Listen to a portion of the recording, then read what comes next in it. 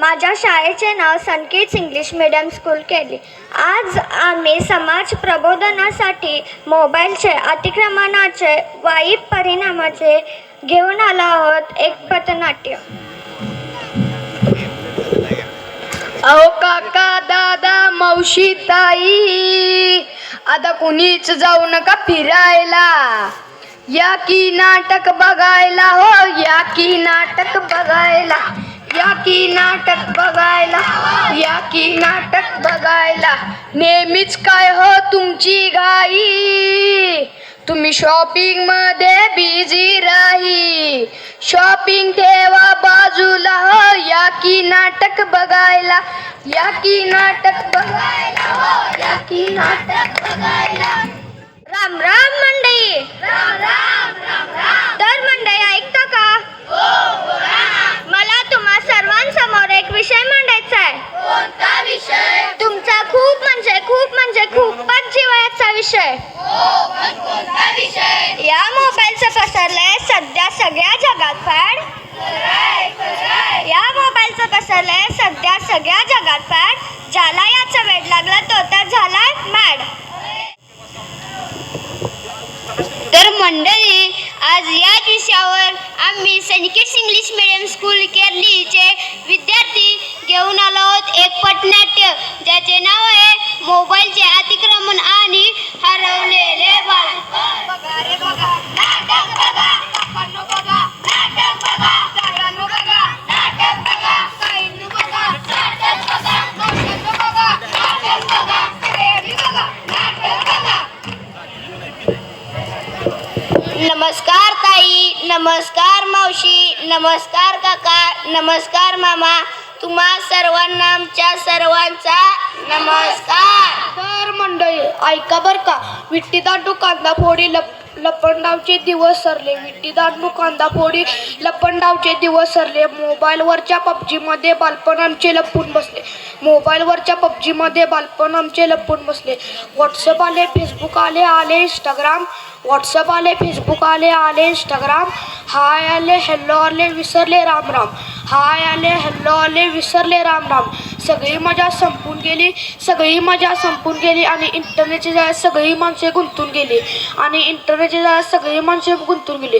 तर मग बघूया आता थोडा आधीचा काळ.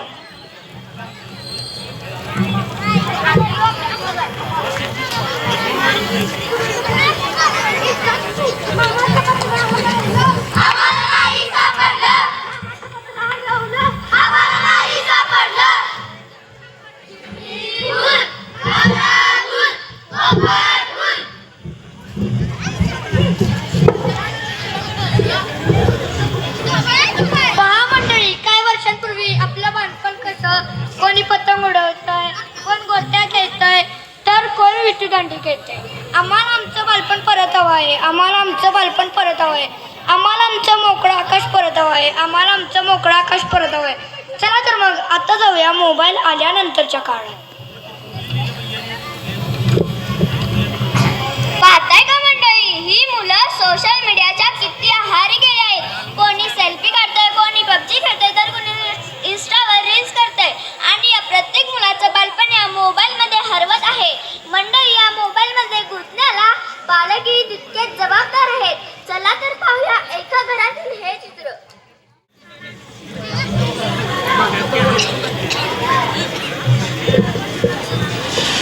मम्मी तू मोबाईल सोड ना, माझ्याशी बोल ना, बागेत खेळायला घेऊन चल ना.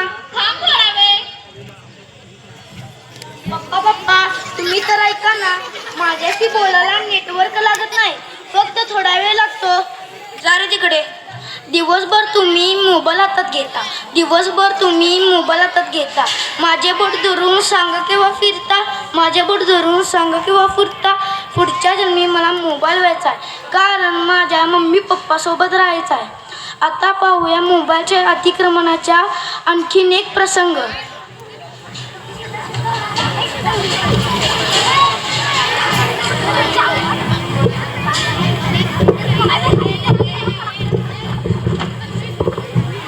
पहा मंडळी, हे सर्वजण एकमेकांशी मदत करायला सोडून काय करत आहेत?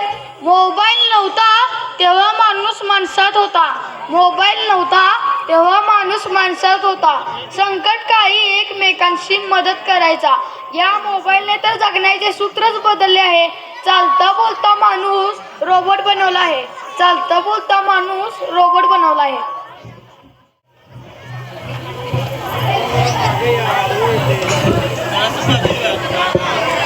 तर मंडळी, हा सगळा प्रकार पाहून या मोबाईलला येते तुमच्याशी बोलायचं आहे. चला तर पाहूया काय म्हणतो मोबाईल.